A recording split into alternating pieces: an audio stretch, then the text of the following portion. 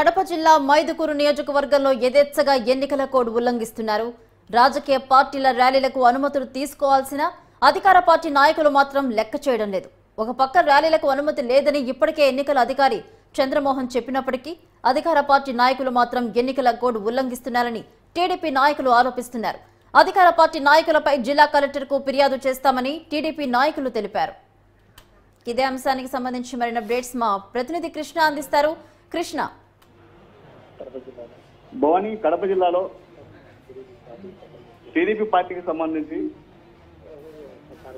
ప్రచారం చేస్తున్నప్పటికీ ఇప్పటికీ అటు వైసీపీ వాళ్ళు కూడా ప్రచారం చేస్తున్నారు. అయితే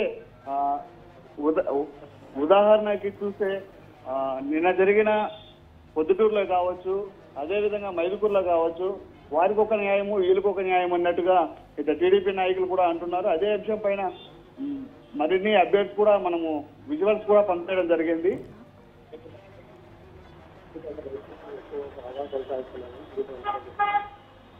Bhavani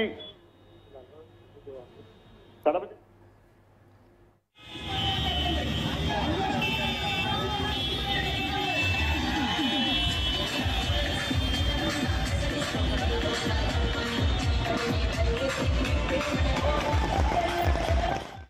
right, thank you Krishna.